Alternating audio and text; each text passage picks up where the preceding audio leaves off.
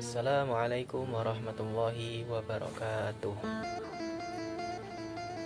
Alhamdulillah wa syukurillah wassalatu wassalamu ala rasulillah wa ala alihi wa sahbihi wa mawalah. La hawla wa la quwwata illa billah, amma ba'd. Yang terhormat dosen pengampu mata kuliah Sirah Nabawiyah IATA, Bapak Dr. Arif Hasanul Muna LCMA, yang saya banggakan teman-teman IAT semuanya.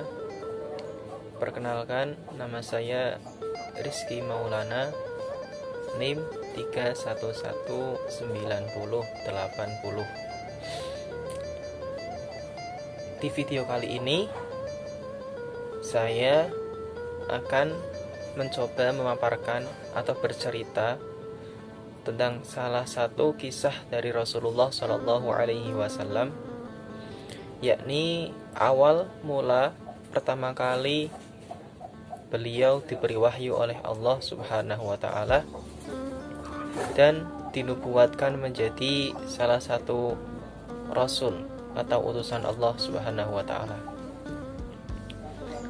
Video ini sebagai bentuk tugas UAS mata kuliah Sirah Nabawi. Langsung saja kita mulai ceritanya.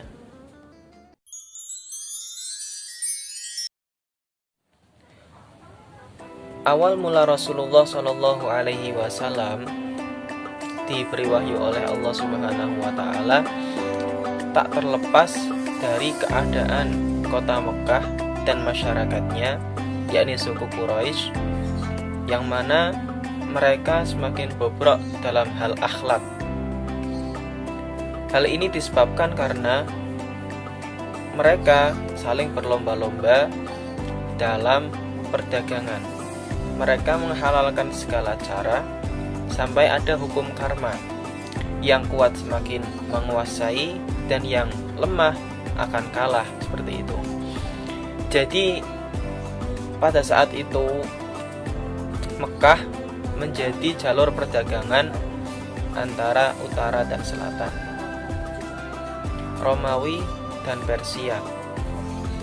Saat itu kedua kerajaan mengalami peperangan, sehingga menyebabkan jalur perdagangan dunia terputus oleh kedua kerajaan tersebut.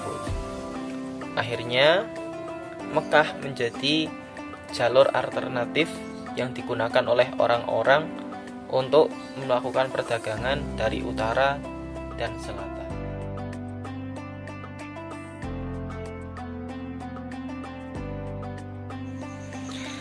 Karena Mekah sudah menjadi jalur alternatif perdagangan di dunia, atau biasa disebut dengan jalur sutra, untuk menghindari sebuah pertikaian antar daerah, para pemuka Quraisy bersepakat untuk membuat kebijakan bahwasanya setiap orang yang datang ke Mekah atau ke ziarah Mekah, datang ke Ka'bah, boleh membawa patung kepercayaan mereka atau berhala-berhala yang mereka percayai sebagai bentuk bukti persahabatan bahwa Mekah itu tempat yang aman dan bersahabat bagi siapapun. Karena hal-hal yang disebutkan tadi, maka hal ini memancing atau memantik jiwa Rasulullah Shallallahu Alaihi Wasallam. Beliau ingin menyendiri, atau di dalam bahasa sufinya sering disebut dengan uzlah, menyendiri untuk mentafakuri diri, mencari kebenaran sejati, dan membersihkan diri dari hal-hal duniawi yang semacam itu. Dan beliau memikirkan apakah yang dilakukan oleh orang-orang Quraisy itu adalah hal yang benar atau salah. Karena hal tersebut, yakni menyembah berhala dan adanya hukum rimba di antara orang-orang Quraisy ini, menyebabkan akhlak serta perilaku orang-orang kafir Quraisy menjadi sangat brutal. Jadi seperti yang diterangkan di awal bahwa mereka saling bersaing dalam hal perdagangan. Nah, dari sini Rasulullah SAW akhirnya memutuskan untuk menyendiri ke Gua Hira, pulang pergi dari rumah ke Gua Hira, dari rumah ke Gua Hira. Hal ini dilakukan oleh Rasulullah selama 3 tahun. Dan di Gua Hira tersebut Rasulullah melakukan ibadah kepada Allah. Dan sebagai sang istri Sayyidah Khadijah radhiyallahu anha, beliau juga mendukung perjuangan Rasulullah ini. Bukannya malah melarang, menyuruh Rasulullah bekerja dan lain-lain, tapi Sayyidah Khadijah justru mendukung apa yang dilakukan oleh Rasulullah SAW demi kemaslahatan kaumnya. Dari sini hal terpenting dalam sejarah pun dimulai, yakni pertemuan antara Rasulullah SAW dengan malaikat Jibril yang menyampaikan wahyu untuk pertama kalinya. Dan di saat itulah Rasulullah dinobatkan menjadi seorang nabi sekaligus rasul untuk menyampaikan risalah Allah kepada umat manusia di seluruh dunia. Malaikat Jibril mendatangi Rasulullah dengan bentuk malaikat tampan, bentuk manusia yang tampan. Beliau mendatangi Rasulullah dan menyampaikan ayat-ayat Allah. Sebelumnya malaikat Jibril berkata, "Iqra." Hal ini dilakukan oleh malaikat Jibril selama 3 kali. Kemudian Rasulullah menjawab, "Ma ana biqari'in." Aku tidak bisa membaca. Hal itu diulangi sampai 3 kali dan akhirnya malaikat Jibril pun menyampaikan wahyu, yakni surat Al-Alaq ayat 1 sampai 5. Setelah hal itu disampaikan kepada Rasulullah SAW, akhirnya beliau gemetar hebat.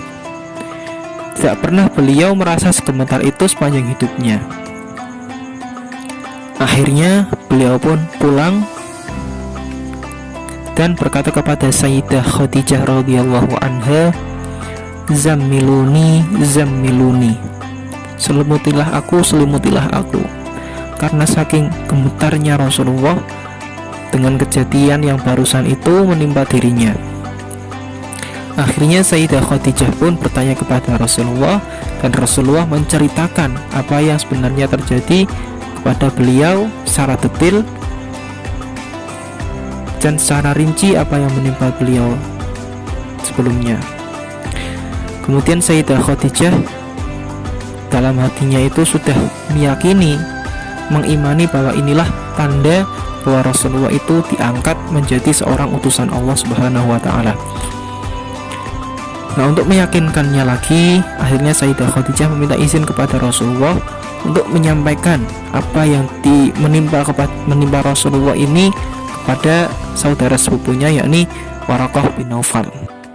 Waraqah bin Naufal merupakan salah seorang yang beragama Nasrani yang mempelajari kitab-kitab kuno, di mana dalam ceritanya beliau berhasil menerjemahkan kitab Injil ke dalam bahasa Ibrani sehingga bisa dipelajari dan diambil pelajaran yang ada di dalamnya.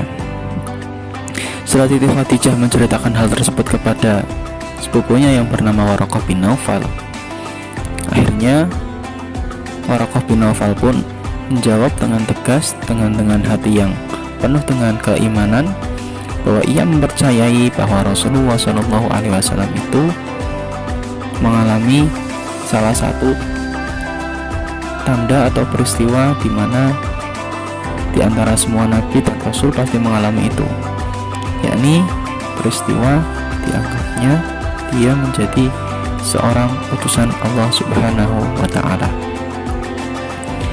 Kemudian Sayyidah Khadijah pun pulang dan menceritakan hal itu kepada Rasulullah Shallallahu Alaihi Wasallam. Demikianlah kisah perjuangan Rasulullah Shallallahu Alaihi Wasallam, salah satu kisah yang menentukan perubahan dunia, yakni dengan diangkatnya beliau menjadi seorang Rasul sebagai seorang utusan Allah. Dari sini kita bisa mengambil hikmah atau ibrah untuk kita jadikan pelajaran hidup, bahwasannya jika kita merasa di daerah kita sudah tidak bisa dijadikan tempat untuk mendekat kepada Allah, maka carilah jalan yang lain untuk mendapatkan pencerahan. Setelah itu kita kembali ke daerah kita untuk menyampaikan apa yang sudah kita terima. Dalam hal ini kita sebagai seorang mahasiswa, sebagai seorang santri, sebagai pelajar, hendaklah kita menuntut ilmu baik di sekolah, di pesantren maupun di kampus. Kemudian setelah kita mendapatkan ilmu, jangan lupa asal kita. Kemudian sampaikanlah ilmu itu kepada masyarakat yang membutuhkan di daerah kita. Dan itulah yang disebut dengan ilmu yang bermanfaat. Sekian kisah dari saya, semoga bermanfaat. Kurang lebihnya mohon maaf. Wassalamualaikum warahmatullahi wabarakatuh.